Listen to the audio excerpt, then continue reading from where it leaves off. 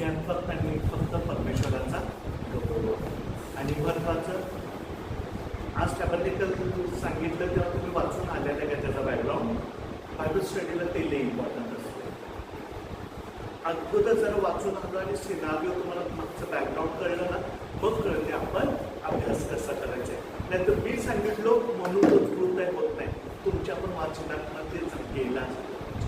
ठीक आहे. आज आपण टॅबरनेकल शिकणार आहे. टॅबरनेकल म्हणजे निवास मंडप. निवास मंडप आपल्या लाईफमध्ये का गरजेचं आहे आणि हे शिकणं का गरजेचं आहे. तर त्यासाठी इब्री लोकांस 8वा अध्याय काढूया आपण. पहिले 2 वचन ज्यांना मिळेल ते वाचूया. इब्री लोकांस 8वा अध्याय आणि पहिली 2 वचन.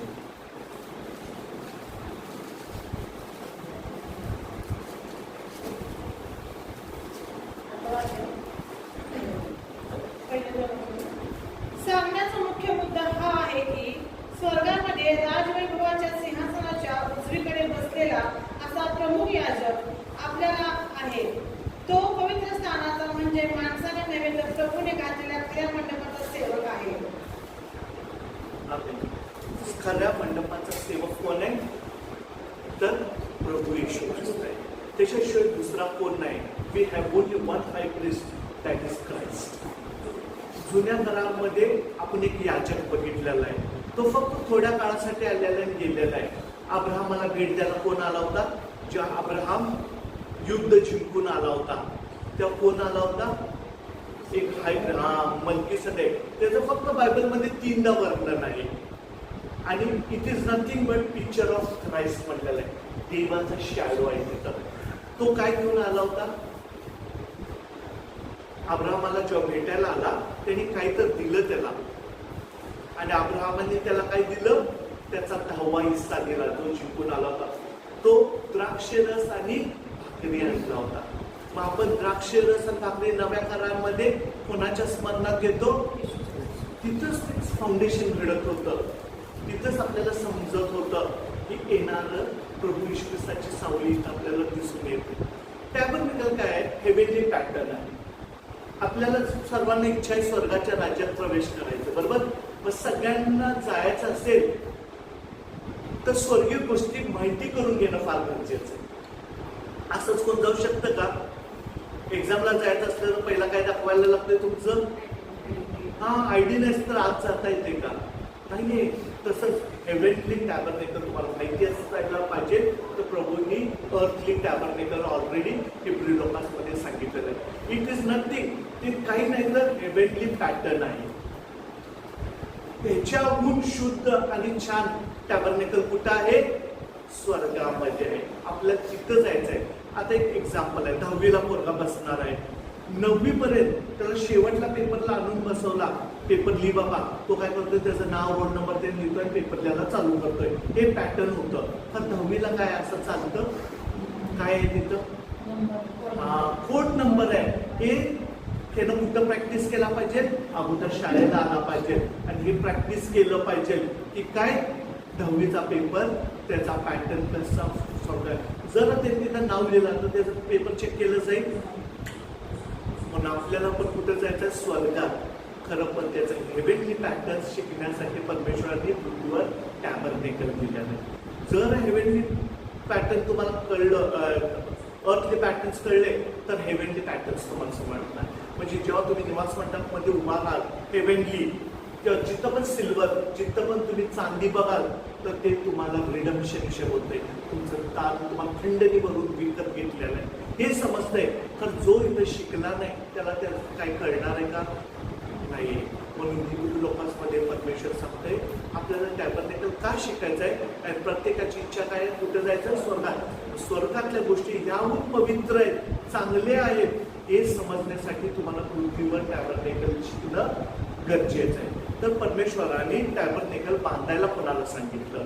आता एक्सोडसचं निर्गमचं 25वा अध्यायाला जाऊया. निर्गमचा 25वा अध्याय बघा. आता इथे किती छान आहे. परमेश्वर कुणाला सांगत आहे निवास मंडप बांधायला. वाचता पद्धत पहिले 2 वचन.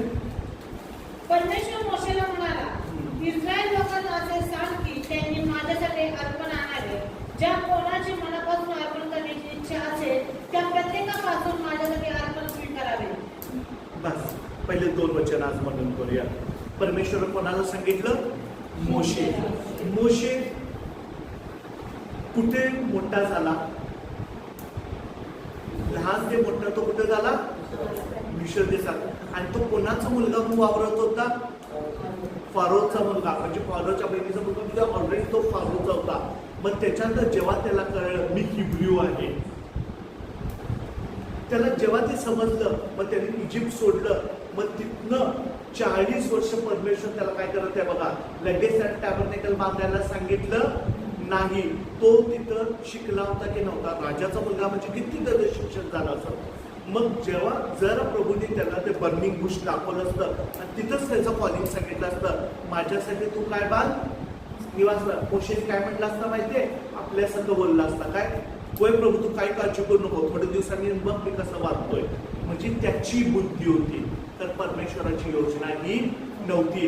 म्हणून 40 वर्ष त्यानं काय राखलं? मेंढरं राखलं. ज्यांनी करून त्यानं जगिक गोष्टी त्याचं शिक्षण सगळं काय व्हावं? विसरून जावं. आणि मग प्रभूंनी त्याला पुन्हा भरावं आणि प्रभूंनी त्याला मोजमाप द्यावं, ही त्याची इच्छा होती. आपलं अंतःकरण कशाने भरलेलं आहे? जगिक गोष्टीनं.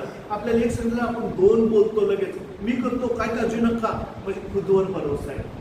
परमेश्वराला मनुष्याचं फक्त गरज आहे त्याची बुद्धिमत्ता. ते त्या प्रभूची त्याहून अधिक आहे. आपले जिथे विचार संपतात त्याचे विचार. मग यासाठी आता मोशे 40 वर्ष काय करत आहे? मेंढरं राखत आहे. मग बर्निंग बुशचं त्याला काय दाखवलेलं आहे? विजय. म्हणजे तो गेला तिथे आणि तिथं आता प्रभू त्याच्याशी बोलत आहे. आणि मग त्याला आता काय सांगत आहे? माझ्यासाठी तू काय बांध? निवास मंडप बांध. तर याच्या आधी आपण बघितल्यानंतर अब्राहमाचा मुलगा कोण? इसाक. इसाकाचा मुलगा कोण? जेकब. जेकबने कुणाला फसवलं? बापाला फसवलं, त्याच्या भावाला फसवलं. आणि मग कुठं जाऊ? आईच्या भावाकडे लबनानला तो राहिला. तर तिथं जात असताना लय महत्वाची गोष्ट आहे घडली. एक दिवस तर जॉग्राफिकली काय म्हणतात, त्या दिवशी त्याने एक दगड घेतलं आणि तो झोपला त्या वाळवंट्यात. तो दगड घेऊन झोपला. सूर्य काय झालं? मावळलं. हे जॉग्राफिकल रिझन सांगितलेलं आहे. सूर्य मावळलं काय त्यात शिकण्यासारखं होतं का? नाही. कुणासाठी सूर्य मावळला होता माहितीये? कारण की यानं देवाच्या विरोधात काय केला होता? पाप केला होता. पापाची खोटं बोलून आला होता. म्हणून याचं सनसेट झालं. सनसेटचं तिथं अर्थ आहे की त्याच्यासाठी अंधकार चालू झालं होतं, अडचणी चालू झाल्या होत्या. कारण की पुन्हा नंतरच्या चॅप्टरमध्ये परमेश्वर जेव्हा तो झुंजतोय तर सन वॉज रेझन म्हटलेलं आहे. म्हणजे पुन्हा सूर्य उगवलेला आहे. तेवढं दिवस प्रभूंनी त्याला हिडन ठेवलेलं आहे. आता तो तिथं काय केलेलं आहे? दगड घेतलेला आहे, झोपलेला आहे. त्याला एक विजन मिळतंय. काय होतं ते विजन?